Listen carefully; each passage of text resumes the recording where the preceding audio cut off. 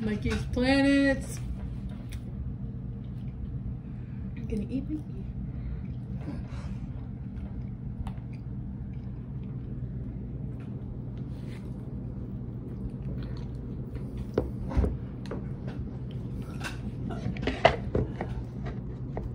Hope that works.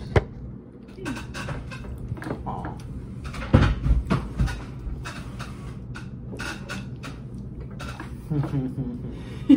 Making a movie. Yeah.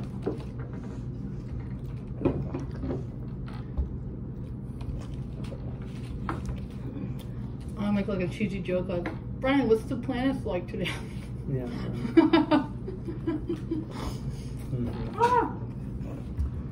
Well, Jupiter is definitely on the rise. You could be like a news anchor. The sun is going down.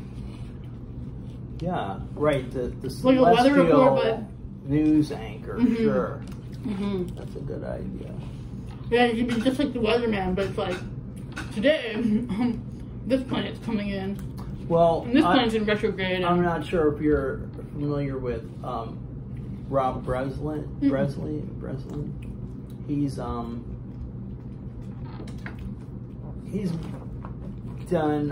what's the name of his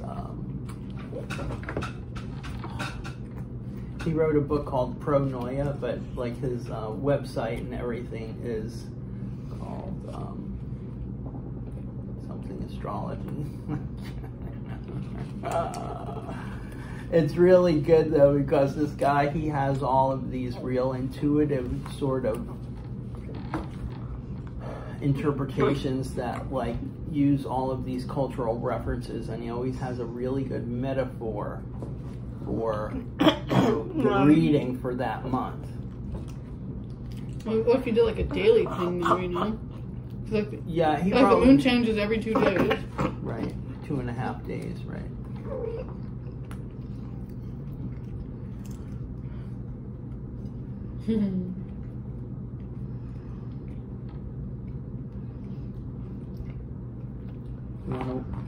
I was just gonna say, do you want to wave and say hi? You did it. You You can knew tell I by the was- connection. I'm happy. He does have 2 different styles of waves. Two what? 2 different styles of waves. Well, he's got a split brain, and his left and his right side are very different. Though, like sometimes I see like pass the spoon from one hand to the other, and like when he's feeding himself the oatmeal or whatever, he can't.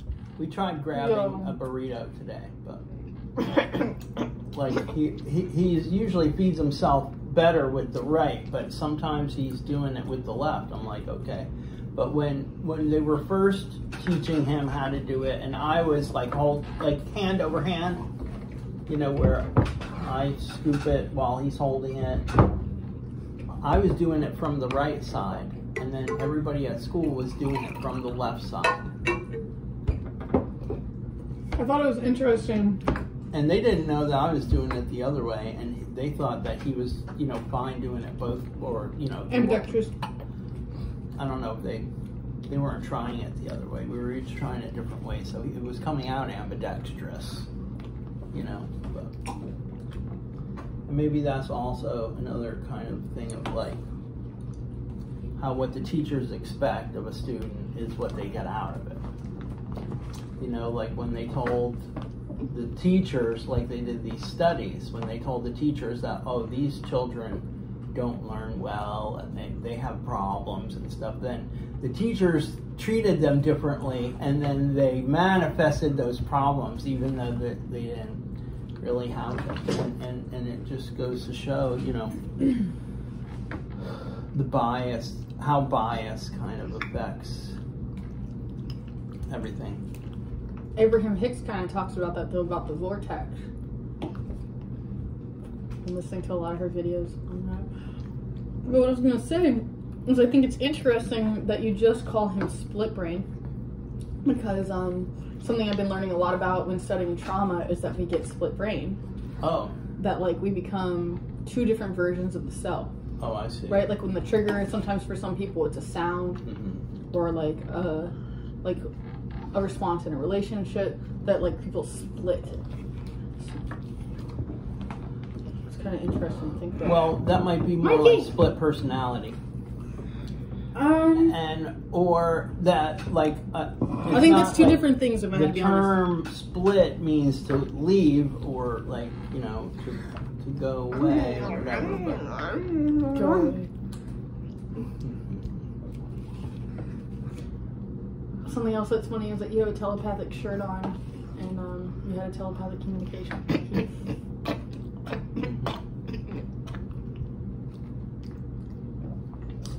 It really is fantastic. I'm glad you got to join. Dude, you make some of the greatest foods. I used to hate Brussels sprouts. I just love them now because of you. Okay. And you make them amazing at home, like literally better than Osprey. Yeah. You know? I think so. I think they might have like a special sauce or something that they put on their stuff. Like Baja sauce. Oh, is that what it is? I think so. Mikey's like, where's the dessert? That's not that hard to make either, Really? From scratch? Just look up Baja sauce. Or like mayonnaise and They'll tell you. Yeah. Uh-huh. And if you really want to take it to the next level, you can make your own mayonnaise. With the eggs? You never had homemade mayonnaise? Why does he want to grab the plate so bad? Just like one egg yolk. Because it's something to play with. It's something to stack up or manipulate with his hands. It's like, it really doesn't matter. The box is the ultimate thing because you can put stuff in it. Or a bucket or Tupperware or something.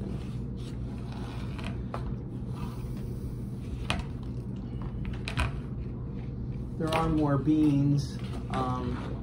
There's rice and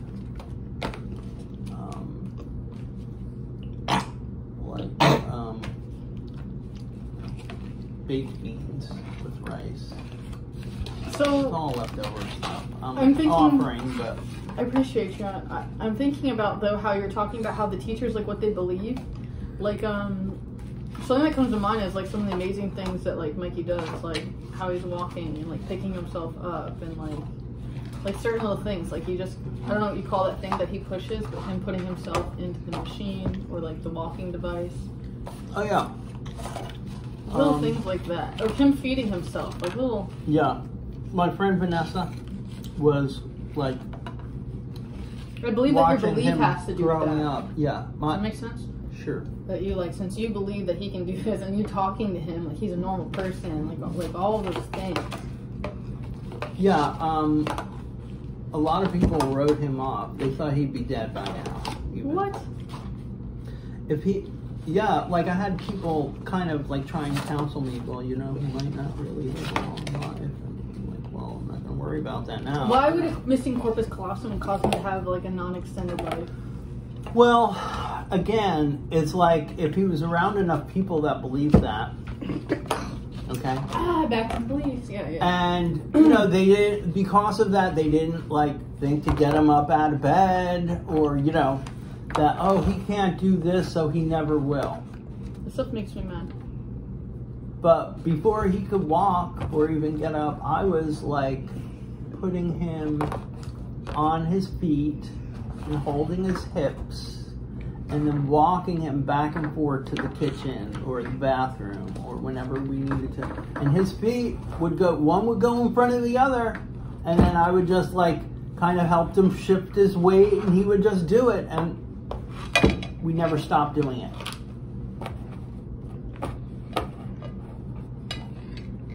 But yeah, it's like now he's like high functioning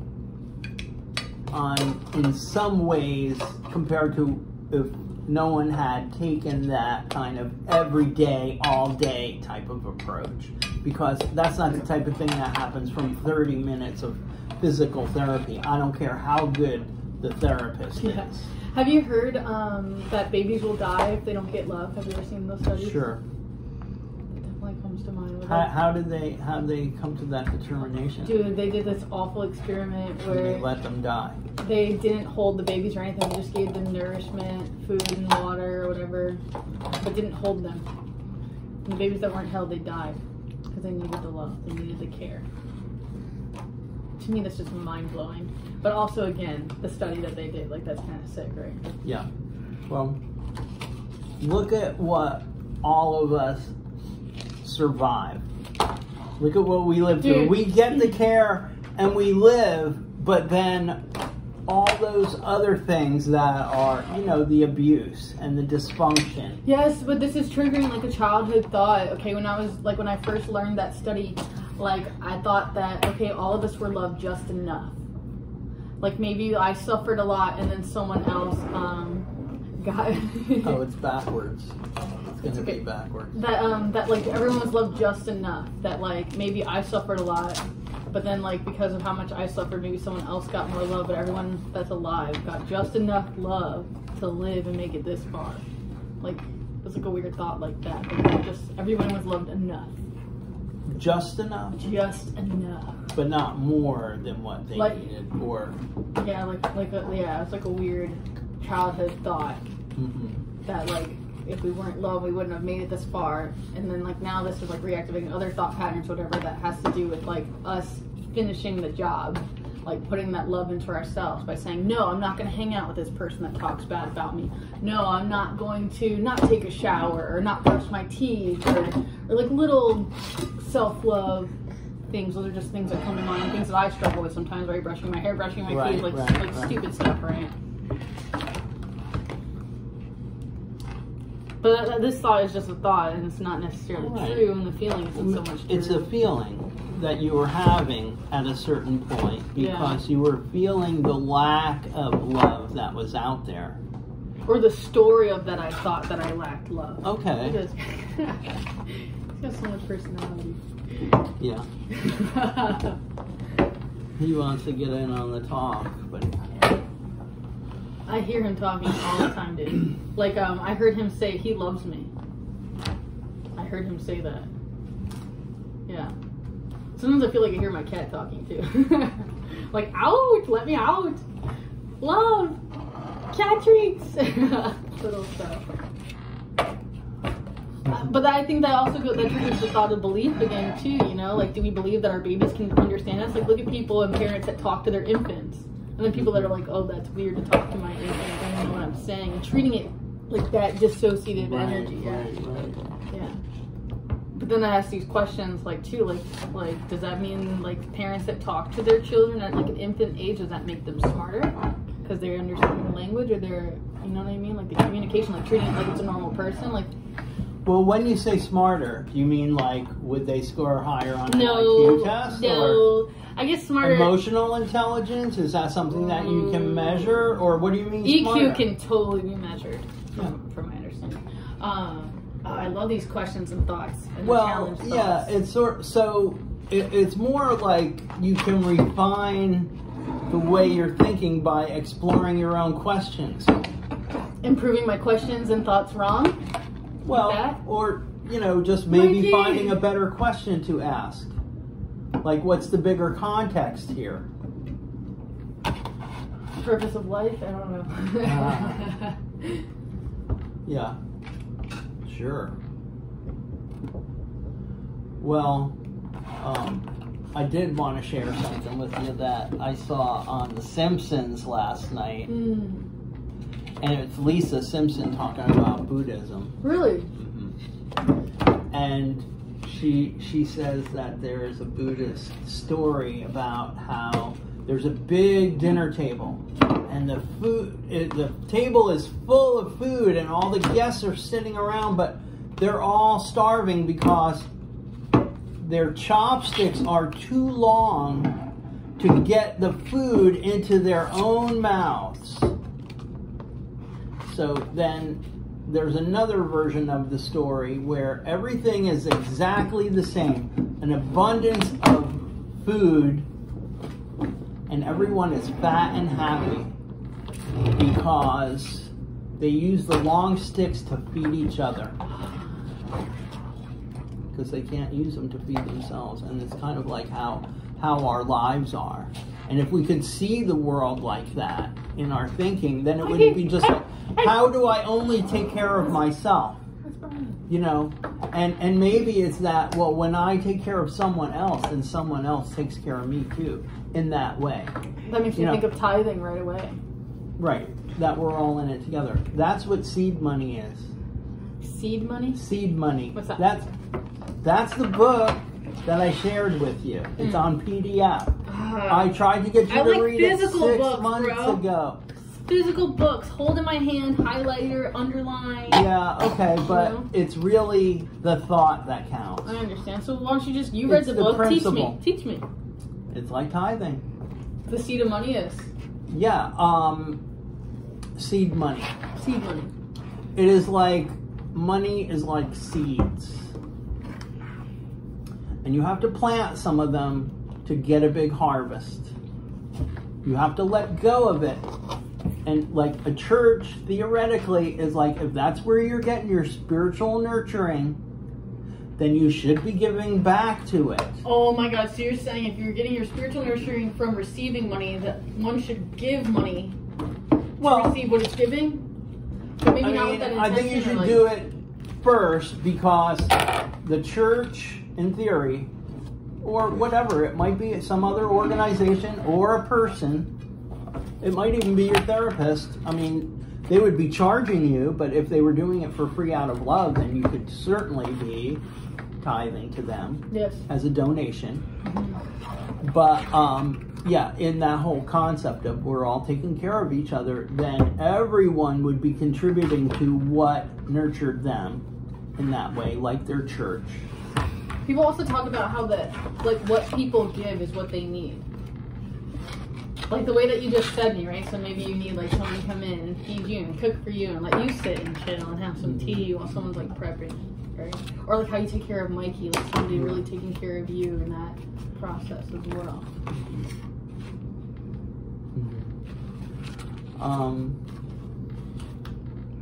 Yeah, like I do look at it like me taking care of Michael is like me taking care of the whole world.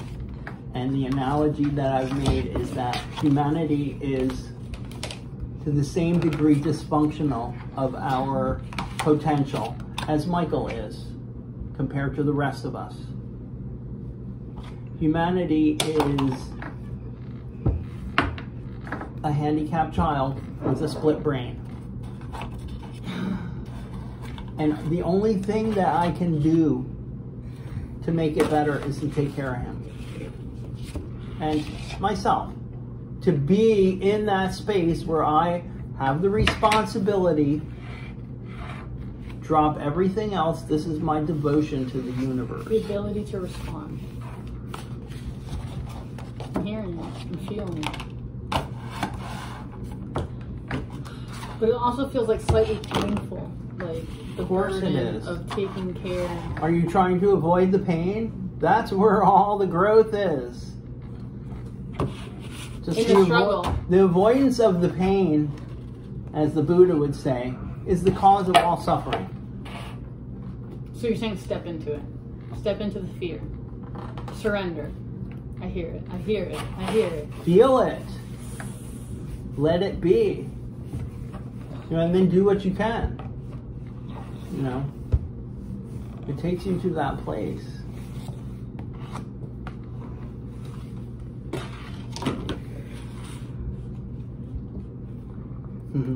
There's so much more I would tell you if we weren't like... All right, thank you.